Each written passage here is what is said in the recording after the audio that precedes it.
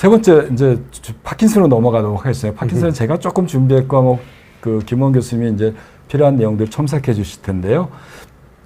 파킨슨 병을 일으키는 수면 장애고 저희가 그 수면 연구학회 비밀의 방송, 수면의 비밀의 방송에 여러 차례 방송했었는데 렘수면 행동 장애죠. 우리가 렘수면 행동 장애가 생기면 파킨슨 병이 5년에서 10년 안에 올 수 있다 이런 말씀을 계속 드렸는데 렘수면 꿈꾸는 잠은 중뇌에서 조절합니다. 여기 요 녹색으로 있는 이 부위가 렘수면을 만드는 부위예요. 렘수면이 딱 자다가 렘수면 들어가면 뇌를 깨워버려요. 뇌를 확 아세틸콜린이라는 걸 분비해서 뇌를 깨웁니다. 동시에 이 뇌가 깨워지면 뇌에서 운동신경이 앞으로 쭉 내려가는데 밑으로 척추로 내려가서 운동신경을 막아버려요. 그러니까 뇌는 켜졌는데 팔다리는 마비 상태, 가위 눌림 상태가 됩니다. 근데 우리가 자다가 일어난 일이니까 주변 상황에 인식을 못하는 것 뿐이죠. 그래서 뇌에서 꿈을 만들고 다양한 뇌 활동이 벌어지게 됩니다. 그런데 이 중뇌가 생기는 이 렘수면이 생기는 이 중뇌가 어떤 이유로 망가지게 되면 뇌는 켜지게 되는데 렘수면이 켜졌을 때 이 내려가는 팔다리로 내려가서 억제시키는 이 부위가 억제가 안 돼요. 그러니까 뇌가 켜졌으니까 도둑놈하고 싸우려면 주먹이 나가는데 그전에는 척추에서 막혔으니까 마비가 있으니까 주먹을 하려고 하는 생각만 했지 못 나갔는데 이제는 이게 풀리니까 주먹이 나가는 거죠. 발길질이 치는 거죠. 이게 렘수면 행동장애의 특징이고 근육이 이렇게 움직이는 거라고 할 수 있겠습니다. 근데 렘수면 행동장애가 일으키는 이 중뇌의 망가짐이 파킨슨 병이 시작이 여기서부터 시작됩니다. 파킨슨 병은 요즘에 이제 이 숨골에서부터 신경퇴행 그 알파시누클레이라고 하는 신경 퇴행 물질이 밑에서부터 차곡차곡 쌓여서 숨골에서 중뇌까지 올라가고 뇌까지 다 퍼지게 됩니다. 뇌까지 퍼지면 치매가 오는 파킨슨병이 되는 거고 요 중뇌까지 올라가면 중뇌가 망가지면 파킨슨병이 되는 거고 여기까지는 안 올라갔는데 요 밑에까지만 올라가면 아까 여기서 억제하는 힘이 내려와야 되는데 이게 못 내려오니까 망가져서 렘수면 행동장애, 치매도 없고 파킨슨도 없는데 자다가 이상한 행동을 하는 주먹질하고 발길질하는 이런 병이 생기는 게 렘수면 행동장애라고 할 수 있고 이 병이 생기게 되면 5년 후에 40%, 10년 후에 65%, 15년 후에 80%가 파킨슨으로 이행이 됩니다. 넘어갑니다. 그렇기 때문에 중년 이후에 이유 없이 잠꼬대만 하는 게 아니라 잠꼬대하면서 팔다리를 움직이는 움직임이 동반된 잠꼬대가 있게 되면 렘수면 행동장애를 생각해야 되고 이런 거는 파킨슨병으로 이행될 가능성이 조금 있다라고 이해해 주시는데 여기서 조금 제가 이렇게 너무 좀 겁을 주시게끔 많이 얘기를 하는 것 같아서 맞아요. 저는 이제 제 아버지가 이 렘수면 행동장애 있습니다.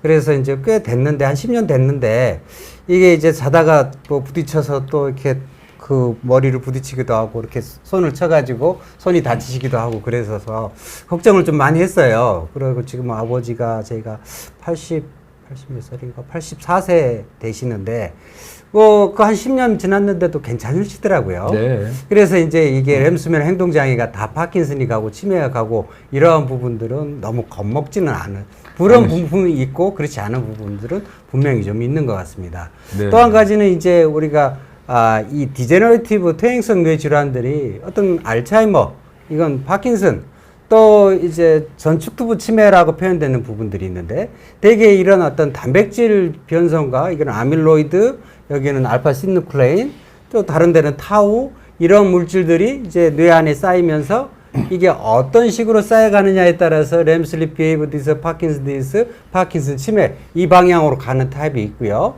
그 다음에 이제 이 알츠하이머처럼 측두 옆쪽에서 생겨서 뒤쪽으로 퍼져서 앞으로 가는 약간 후부 쪽에 위쪽에 나타나는 것도 있고 전두엽과 측두엽으로 해서 이렇게 앞에서 생겨서 뒤로 넘어가는 그런 특정한 타입의 어떤 뇌 퇴행성 질환들이 이렇게 그룹별로 나눠지는 것 같습니다. 그래서 그런 중에 하나가 이제 특징적으로 이게 수면과 관련된 부분들이 특히 파킨슨과 관련된 요소가 거기에 들어가는 것 같습니다. 예, 말씀하신 대로 렘수면 행동장애 잠꼬대하고 행동한다고 다 그 렘수면 행동장애나 파킨슨으로 진행되는 건 아닙니다. 이건 특발성 렘수면 행동장애가 파킨슨으로 진행되는 거고 2차성 렘수면 행동장애 있어요. 술 마신 날, 약 먹고 잔 날, 그 다음에 스트레스 많은 날, 또 수면 무호흡증이 심한 분들, 또 주기적 하지 운동증이라고 그래서 다리를 떨고 자는 분들이나 하지 불안 증후군의 환자들의 경우에는 그냥 뇌의 퇴행과 상관없이 그 질병이나 그 물질 때문에 2차적으로 잠꼬대나 이상한 행동을 하게 되면 이런 경우는 이런 뇌하고 상관없으니까 원인만 교정해 주면 됩니다. 그래서 말씀하신 대로 너무 겁먹지 마시고 원인이 어디에 있는지를 찾는 게 우선인 것 같아요. 예. 그래서 조금 더 진행해 보면 이제 그러면 파킨슨이 일단 생겼어요, 환자가. 그럼 이분들은 잘 잘까요? 이걸 조금 뇌를 좀 생각해 보면 파킨슨 병은 이 중뇌에서 도파민이 안 만들어지는 거예요. 이게 도파민이 기저혈이라고 이 푸른 빛으로 도는데 도파민을 전달해야지 얘들이 운동을 잘 부드럽게 해줘요. 그러니까 어떻게 보면은 여기 도파민은 자전거에 기름칠을 해주는 겁니다. 기름을 조금씩 뿌려줘야지 이 기계 회로가 잘 돌아가는데 파킨슨은 도파민이 안 만들어지니까 기름칠이 안 되니까 기계가 뻑뻑해져. 그래서 행동이 느려지는 병이라고 할 수 있습니다. 이게 진행되면 여기만 망가지는 게 아니라 주변으로 이렇게 다 망가지는 일이 퍼지게 돼요. 퇴행성 신경을 손상시키는 알파시누클린이라는 물질이 자꾸 이렇게 주변으로 퍼져가거든요. 그러면 이런 일이 벌어집니다. 처음에는 파킨슨이 오고 있다가 주변으로 이렇게 뻘겋게 물드는 일이 생겨서 뇌가 망가지니 다양한 증상이 만들어집니다. 처음에는 운동 증상뿐만 아니라 잠도 못 자는 증상, 성격의 변화, 치매까지 오는 일이 벌어집니다. 그래서 이렇게 됩니다. 파킨슨 환자가 있게 되면 처음에 여기가 중뇌잖아요. 도파민 등 바로 옆에가 생체시계예요. 여기가 망가지게 되니까 일주기 리듬 장애가 오고요. 잠을 불규칙하게 자게 되고 또 생체시계가 낮에 깨어있게 해줘야 되는데 못 깨어있게 하니까 낮에 너무 졸려요. 또 밑으로 내려가면 숨골이 망가지니까 다리를 자꾸 떠는 주기적 하지 운동증이나 하지 불안 증후군이 생기게 되고 또 왼수면 행동장애 당연히 오죠. 또 호흡을 조절하는 호흡 조절 중추 장치가 호흡 중추가 이 숨골에 있거든요. 이거 망가지니까 수면 무호흡증이 생겨요. 호흡을 조절 못해요. 근육을 자꾸 처지게 돼요. 그러니까 무호흡증도 많이 옵니다. 이런 총체적인 문제로 불면증이 생기죠. 또 몸이 뻑뻑하니 굳어지니까 통증이 많이 와요. 그냥 낮에도 통증이 왔지만 못 돌리고. 예. 그리고 악몽도 되게 많은 문제가 생겨서 파킨슨 병이 오기 전에도 왼수면 행동장애 오지만 파킨슨이 시작되면 지금 말한 굉장히 많은 수면 장애들이 따라오게 되고 이렇기 때문에 수면으로 우리가 정상화되고 회복돼야 되는 기능이 없어지는 상황이 되는 거죠. 그러니까 퇴행이 굉장히 빨라지는 문제가 생긴다고 할 수 있겠습니다. 어떻게 보면 치매하고 비슷합니다. 치매보다 파킨슨이 더 좀 심한 것 같아요. 그래요? 예. 되게 보면 이 파킨슨 환자들은 아주 선명한 환각을 많이 겪습니다. 네. 특히 밤이 되면 그런 환각이 많고 그리고 통증 때문에 굳어지니까 맨날 이렇게 돌려달라 아프다. 그리고 깨서 또 소변 보러 가야 되고 굉장히 옆에 사람들을 괴롭게 만듭니다. 그래서 이제 그것 때문에 어떻게 좀 덜 힘들게 해달라고 하시는 분들이 꽤 많은 것 같아요. 오히려 알츠하이머보다 파킨슨이 더 수면에 더 사람을 괴롭히는 요소가 되는 것 같습니다. 네, 그래요. 자, 그래서 결국은 뇌가 퇴행을 일으키는데 수면의 문제가 수면이 뇌를 회복시키지 못하고 뇌의 퇴행을 막아주는데 수면 문제가 생기면 퇴행이 빨리 진행된다. 그래서 치매와 파킨슨이 온다. 또 치매와 파킨슨이 오게 되면 뇌가 망가지는데 주로 망가지는 부위가 수면과 관련되는 부위가 망가지니까 수면 장애가 또 2차적으로 없던 수면 장애가 막 생기게 돼서 수면이 더 문제가 된다라는 거 정리를 할 수 있을 것 같습니다. 그래서 질문을 조금 많이 오는데요. 첫 번째 무서워요님이 지금 저희 병원 얘기도 나오지만 이거 잠을 못 자는데 어떤 검사를 하나요? 사실 잠 못 자는데 저는 검사를 필요하다고 생각하지는 않습니다. 잠 못 자는 거는 얘기를 들어보면 되는 거죠. 수면다운 검사도 잠을 못 자는 원인이 못 자는 게 치료를 했는데 6개월 이상 치료 안 되면 수면 검사를 하는 거고요. 대부분은 문진을 통해서 하거나 본인의 수면의 일기를 같은 걸 적어서 자고 깨는 패턴을 측정하거나. 그래서 헤드폰에 이렇게 많이 나오는. 맞습니다. 그거 사용하셔도 상당히 도움이 되는 것 같습니다. 예, 말씀하신 대로 활동 측정기라고 해서 이 손목시계 차는 거나 아니면 요즘에 스마트폰에 나와 있는 자고 깨는 리듬을 봐서 네, 스마트워치에 다 들어있죠. 몇 시에 자고 몇 시에 깨는 패턴을 조사하게 되면 되는 거지 사실 검사를 꼭 불면증 환자를 검사를 저는 사실 저는 이제 불면증 환자에서 않습니다. 검사가 필요한 거는 낮에 얼마나 정신이 말똥말똥한가 이게 제일 중요하다고 저는 보거든요. 저는 그래서 이제 낮에 불러서 뇌파 검사를 시킵니다. 주무시지 마세요. 근데 이제 이 불면증 있는 환자들은 뇌파가 좌우해요. 그래요?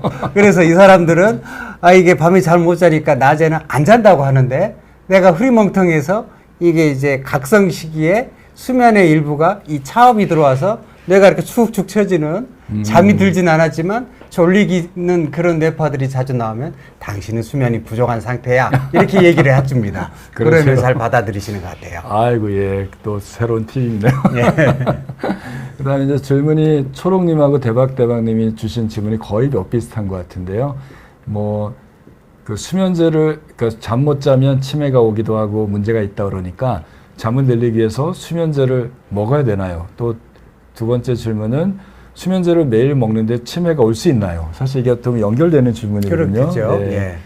그래서 이제 수면은 사실 이제 이게 아주 평생을 자기가 쌓아왔던 습관의 한 양이란 말이에요. 네. 그래서 내가 7시간 자고 싶어서 자는 것도 아니고 5시간 자고 싶어서 그런 게 아니라 자기 이제 체질이나 또는 살아왔던 배경이나 이러한 부분들이 정확하게 7시간에 맞춰야만 내가 살아갈 수 있었던 걸로 오랫동안 맞춰놨는데 그걸 억지로 잡아 늘린다고 늘어나겠느냐 이런 부분들이기 때문에 시도하는 게 별로 권장하지는 않습니다.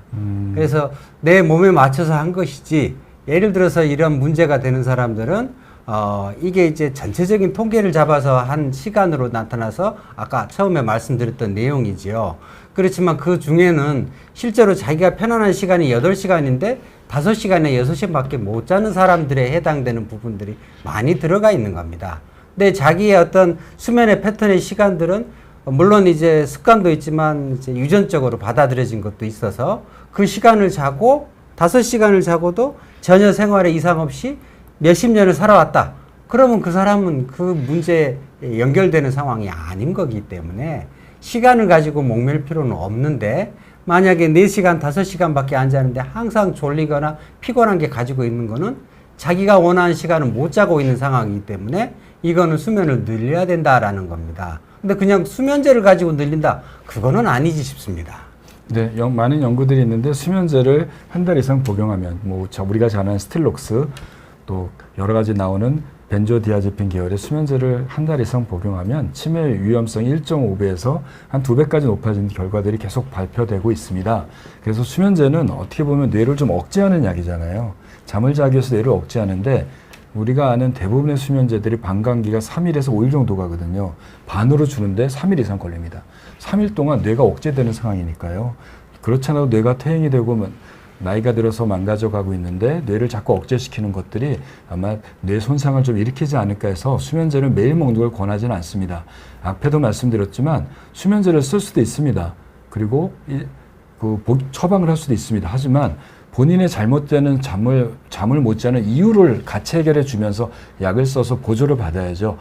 허리 수술하기 전에 통증약을 써서 허리를 안 아프게 하고 아니면 물리치료를 받을 때 너무 아프니까 약을 먹어서 물리치료를 잘 받을 수 있도록 도와주도록 하면서 허리를 좋게 해줘야지 운동은 하나도 안 하고 진통제만 먹으면 허리는 더 나빠집니다. 안 그렇죠. 아프니까 행동이 더 나빠지니까요. 이게 편안해야 잠을 자는데 네. 굉장히 지금 불편한 상태인데 누워 있는다고 잠이 오나요? 안 오잖아요. 맞습니다. 그래서 그 편안한 상태를 몸이 편안하거나 마음이 편안하거나 환경이 편안해야 되는데 아주 초조하고 불안한 환경 속에서 잠을 자려고 하면 잠이 안 오죠. 당연히. 그걸 해결 안 하고 수면제로 쓴다. 마취시키는 거나 똑같은데 그걸 계속 하겠다. 이거 안 됩니다. 맞습니다. 적정 수면 시간은 내가 낮에 안 피곤할 정도의 수면이 아니니까요. 5시간 자도 안 피곤하면 괜찮은 겁니다. 너무 잠의 시간에 얽매이지 마십시오.